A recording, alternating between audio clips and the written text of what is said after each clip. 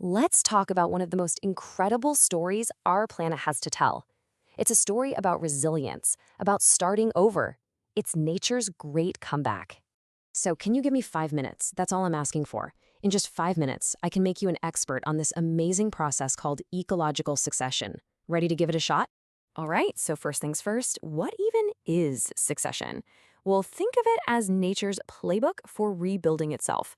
After any kind of disturbance, we're talking anything from a tree falling over to a massive volcano erupting, life doesn't just show up randomly. It comes back following a predictable pattern. And that word predictable is absolutely key here. This isn't just chaos theory in action. Nope. It's an orderly, step-by-step story of healing and regrowth that happens all over the world. It's how an ecosystem gets back on its feet. So let's start with the most extreme makeover you can imagine. We'll call it primary succession. This is what happens when life has to start from, quite literally, nothing but bare, lifeless rock. And this is the most important part. There is no soil. I mean, just think about that for a second. Without soil, most plants have no chance. So how on earth does life get started? This is the biggest hurdle nature has to clear. Well, it all starts with the unsung heroes of this story, the pioneer species. We're talking about organisms like moss and lichen, which are just unbelievably tough. Their spores can get carried for miles by the wind, land on that bare rock, and just start growing. It's wild. They actually release acids that slowly break the rock down, and when they die, their bodies decompose and create the very first tiny bits of soil.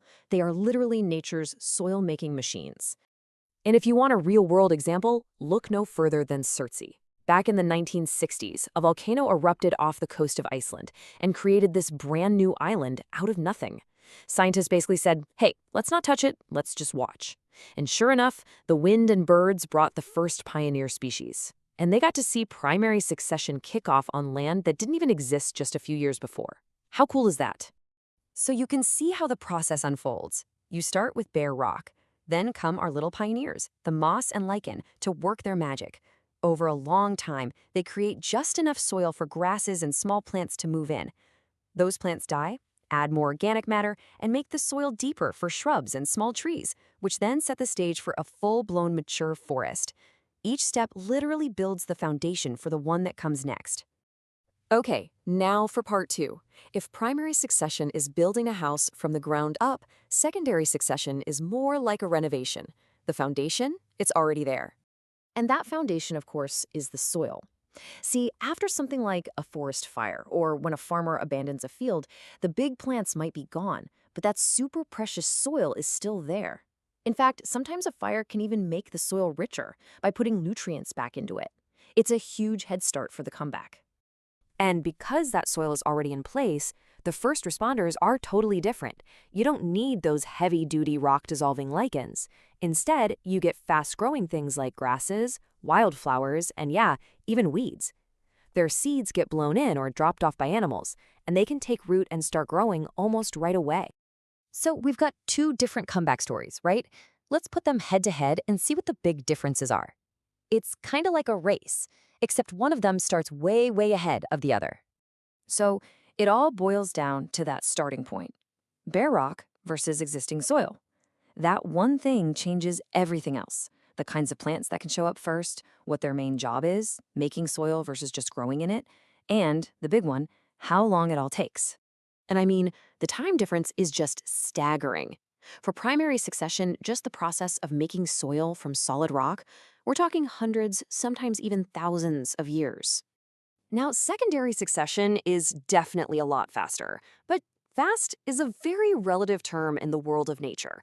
Even with that huge head start of having soil, it can still take over 150 years for an area to grow back into a mature forest. Nature does not like to be rushed. Okay, so both of these paths are heading towards what scientists used to call a climax community, the final mature ecosystem. But here's a question. Is the story ever really over? Is there actually a finish line? The classic textbook idea was that succession eventually ends in this perfectly stable, unchanging state. You picture a forest of giant, ancient trees that's just done. That was seen as the grand finale. But then, modern ecologists started to look a little closer, and they asked, wait a minute, Is anything in nature ever truly stable? They realized that maybe stable isn't the right word, because ecosystems are pretty much always in motion. So the newer way of thinking is that a healthy ecosystem isn't this one static thing. It's more like a dynamic patchwork quilt, a mosaic of different habitats. A small lightning strike takes out a few trees here, a little windstorm knocks over a patch there. These small disturbances are always happening, and all that constant change actually creates more variety and more places for different species to live, which boosts the overall biodiversity. This really gets to the heart of it. An ecosystem's true nature isn't a final destination. It's a continuous journey. All those disturbances and moments of destruction aren't really the end of the story. They're just the beginning of the next chapter. And there you have it, ecological succession in about 5 minutes. Thanks for giving me 5. If this helped you out, do me a favor and hit that like button, subscribe, and let me know what you think down in the comments. I'll catch you on the next one.